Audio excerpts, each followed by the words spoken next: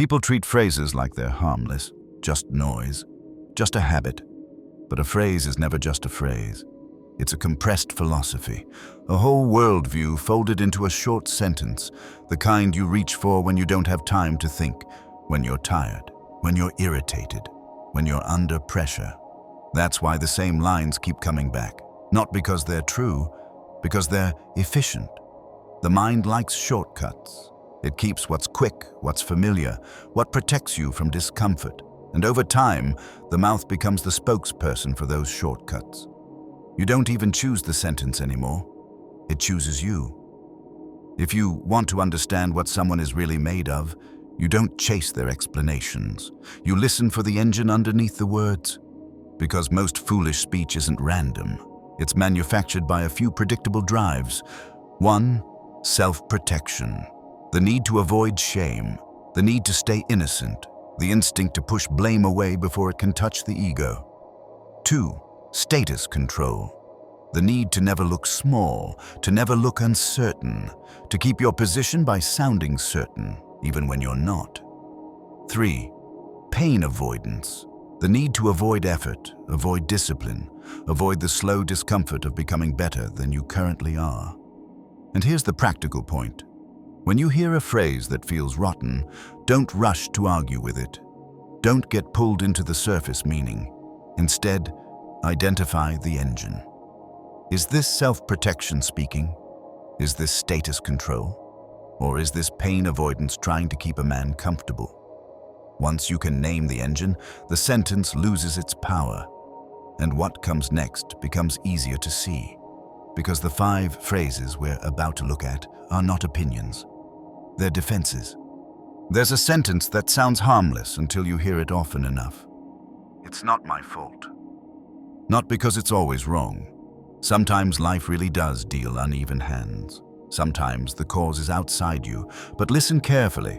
When a man reaches for this line as a reflex, it stops being an explanation. It becomes an alibi. An alibi is not meant to clarify reality. It's meant to remove fingerprints, to wipe the record clean, to make sure the story ends with him untouched. And once a man learns to speak that way, he builds his whole identity around staying innocent. That's the quiet religion of the powerless. If I'm never responsible, then I'm never guilty. If I'm never guilty, I never have to change. But there's a price. When you say it's not my fault as your first instinct, you start collecting enemies instead of lessons. You look outward for the source of your discomfort. You keep a mental list, people, systems, circumstances, anything that can carry the weight that you refuse to carry. And the deeper cost is simple. If nothing is yours, then nothing is yours to alter. A man who lives on blame doesn't just avoid responsibility, he avoids power. Because power begins the moment you admit, without drama, that some part of your life belongs to you. Blame can feel like relief. It can feel clean. It can feel like you've protected yourself, but what you're protecting is not strength. It's an image. And the most expensive image a man can defend is innocence. Because innocence keeps you unchanged, so don't argue with this phrase when you catch it rising in your mouth. Don't decorate it, don't soften it, replace it. Ask one question that returns ownership to your hands. What part of this belongs to me? And then another, quiet, direct, without excuses. Where did I hand my power away? If you can say that honestly, you don't need an alibi. You have a way forward. There's a sentence that sounds like confidence, but it's usually fear wearing a clean suit. I already know. When a man says it, he isn't protecting truth. He's protecting an image, an inner portrait that has to stay intact. I'm not behind. I'm not ignorant. I'm not a student. That's why the words arrive so quickly. They shut the door before anything new can enter. They interrupt, not because the lesson is wrong, but because being taught feels like being reduced. And this is where the damage starts. The man who repeats, "I already know," blocks the only thing that can sharpen him: correction. He turns learning into humiliation. He treats humility like weakness, so he chooses the comfort of certainty over the risk of growth. But there's a difference he refuses to face. Information can be memorized. You can collect facts and repeat them with a steady voice. Wisdom is different. Wisdom costs you something. It's earned through being wrong and surviving it without collapsing into excuses, without scrambling to look superior. A man who cannot tolerate being wrong will never learn anything that matters. He will only gather what flatters him, and over time, the same thing happens every time. A leader who stops listening doesn't become strong. He becomes blind. He still speaks with authority, but it's no longer built on understanding. It's built on guessing. Guessing can look like mastery for a while until reality collects its debt. So if you hear this phrase in your mouth, don't argue for it. Notice what it's defending. Then replace the posture. Not with self-hatred, not with performance, with something simple and adult. Show me what I'm missing. Or, if you want to go even deeper, what would change my mind? Those sentences don't weaken you. They make you reachable by truth again. If this content makes sense to you, hit the subscribe button. Thanks for your support. Some men lose before they begin. Not because the world defeated them, because they spoke their defeat out loud, early, while they were still standing. That's impossible. Listen to what that sentence really does. It doesn't measure reality. It announces surrender in advance. It turns the future into a closed door and then pretends the lock was always there. Most of the time, impossible is not a fact. It's a refusal to tolerate the process, not the task, the discomfort, because effort has a particular kind of pain. It exposes weakness. It demands repetition. It makes you endure the stage where you look untrained. So the mind chooses a cleaner exit. It says impossible, and suddenly you don't have to suffer discipline. You don't have to enter the work. You don't have to face the slow humiliation of building strength. That one word trains you. It trains you to treat effort like embarrassment. It teaches you to feel foolish for trying. And when trying feels foolish, you stop. Not because you can't, because you've made the attempt itself feel meaningless. Yes, real limits exist, but many limits are not walls. They're untrained abilities, and an untrained ability has a simple demand. Become a beginner. That's why this sentence stays popular. It protects you from the one position that could change you, the position where you don't know yet. So replace the line, not with optimism, with accuracy. I don't know how yet. Or, if you want something even cleaner, what would make it possible? Because the moment you stop calling it impossible, you stop pre-surrendering, and the fight finally begins where it should have begun all along, inside the sentence you choose to speak. There's a sentence that sounds harmless, almost casual. I don't care. Most men don't say it because it's true. They say it because it's useful. It's a kind of armor, not the noble kind, not the quiet discipline that lets you step away from noise and keep your mind clean. This is different. This is performative numbness. When you say, I don't care like that, you're not describing your values. You're trying to erase your exposure. You're trying to look untouched. And the problem is simple. The more you practice being untouched, the more you become unreachable. Real detachment has a purpose. It's selective. It knows what deserves your energy and what doesn't. It frees you from illusions. It doesn't make you empty. But the weak version of I don't care is an escape.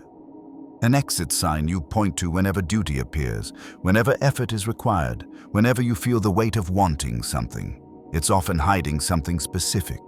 Disappointment you don't want to admit, rejection you don't want to feel, or the fear of trying and being seen trying. Because trying is visibility. Trying is risk. If you show you care, you can lose. And if you lose, someone might notice. So you choose a safer performance. Indifference. You say, I don't care, not because nothing matters to you, but because you don't want anyone to know what matters. And that sentence does more than protect you for a moment. It trains you. It teaches your mind to step away from responsibility as soon as pressure rises. It teaches your character to retreat before it has to stand. You can tell when a man is using I don't care as a disguise. It appears right after he's been exposed, right after he's been challenged, right after something touches a nerve. That's not peace, that's avoidance. If you want to correct it, don't replace it with drama. Replace it with standards. Say it clean. I care about the right things, or this isn't worth my energy, but my standards are. That's not a performance. That's a decision. Because the goal isn't to feel nothing. It's to stop pretending you feel nothing and start living like your choices still matter.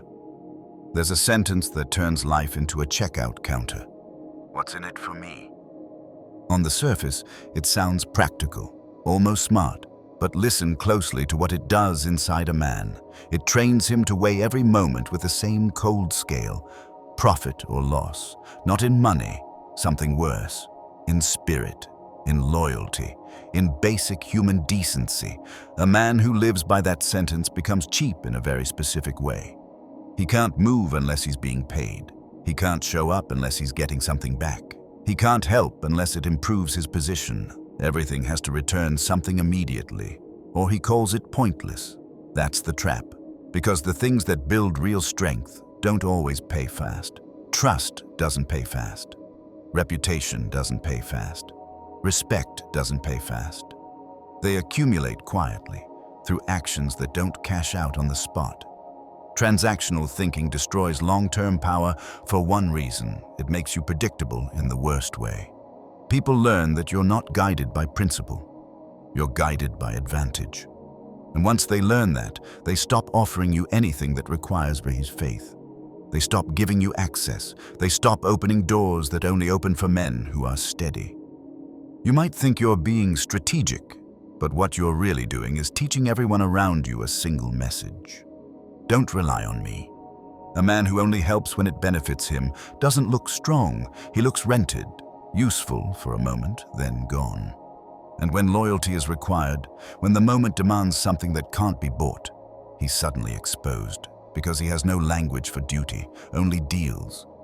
The men who are respected in the long run usually aren't the most calculating. They're the most consistent, not perfect, consistent. Their behavior has a shape.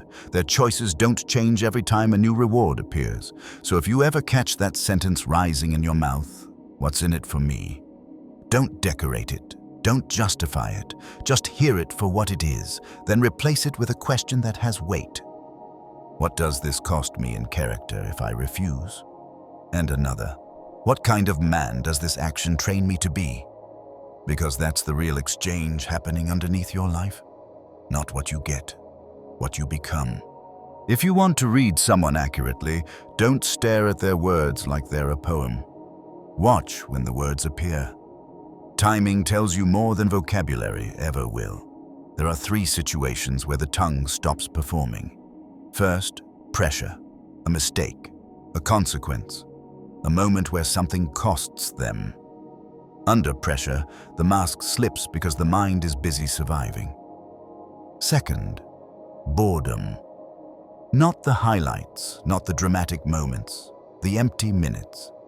How a man speaks when nothing is at stake tells you what lives in him by default. Third, authority. Give him a little power over a waiter, a colleague, a younger person, anyone who can't push back.